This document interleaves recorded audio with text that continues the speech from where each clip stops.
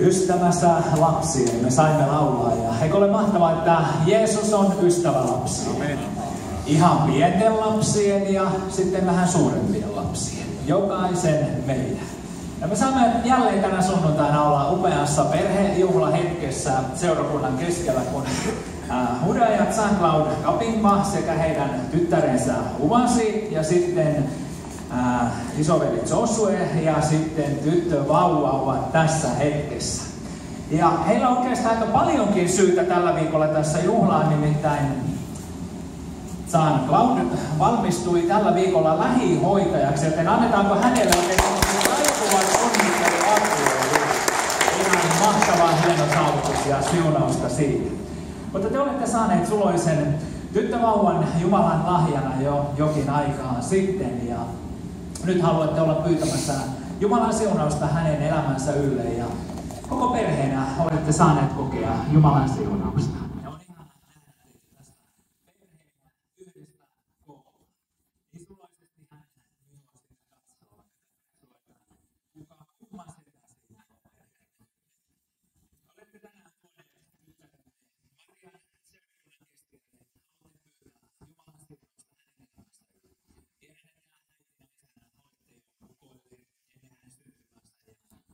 Nyt elämänsä aikana siunaten häntä, mutta ihan että yhdessä me saamme seurakuntana olla pyytämässä Jumalan siunausta hänen elämän ylle. Ja se on äärettömän arvokas pääoma, mihin haluatte turvautua elämässänne. Antakoon Jumala teille vanhemmuudessa viisautta, niin kuin on antanut jo isosiskon veljen kohdalla.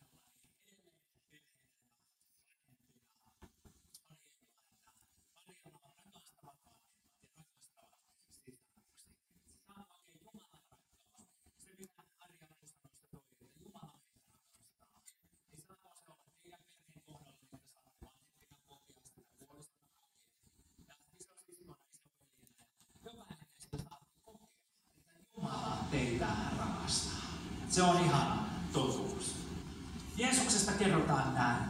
He toivat hänen tykönsä lapsia, että hän koskisi heihin. Mutta opetuslapset nuhtelivat tuojia. Mutta kun Jeesus sen näki, närkästyi hän ja sanoi heille: sallikaa lasten tulla minun tyköni, älkääkä estäkö heitä, sillä sen kaltaisten on Jumalan valtakunta. Totisesti minä sanon teille, joka ei ota vastaan Jumalan valtakuntaa niin kuin lapsi, se ei pääse sinne sisälle. Ja hän otti heitä syliinsä, pani kätensä heidän päälleensä ja siunasi heitä. Jeesus närkästyi tässä Raamatun-kohdassa. Hän närkästyi sen tähden, että me aikuiset, monta kertaa niin tärkeän oloiset ja niin tietävät, niin he ajattelivat, että ei Jeesus ole lapsesta, pienestä lapsesta kiinnostunut, mutta Jeesus sanoi, että sallikaa lasten tulla. Hän otti lapsia lähelleen, halusi siunata, osoittaa huomiota, osoittaa sitä, että hän rakastaa. Ja on ihana, että me seurakunnan keskellä, meillä on lapsiperheitä, meillä on lapsia ja saamme siunata heitä ja osoittaa kaikin tavoin rakkautta ja olla rohkaisemassa heitä. Niin kuin Anni sanoi, että jokaisen elämä on arvokas, niin myös Marian elämä on ihana tietää, niin kuin Anni luki tuon Raamatun kohdan, että miten jo äidin kohdassa Jumala puhui ja se Jumalan hyvä suunnitelma. Rukoillaan sitä yhdessä seurakuntana tänäkin päivänä, että Jumalan hyvä suunnitelma Marian kohdalla saa mennä eteenpäin, hän saa kasvaa, saa vahvistua ja myös sitä, että hän saa tulla tuntemaan Jeesuksen henkilökohtaisena pelastajana elämässään. Noustaan yhdessä ylös ja käydään pyytämään Jumalan siunausta Marian elämän ylle. Rakas taivaallinen Isä, kiitos siitä, että sinun sanasi kertoo meille siitä rakkaudesta, joka Jeesus sinulla taivaan Isä on pientä lasta kohtaan.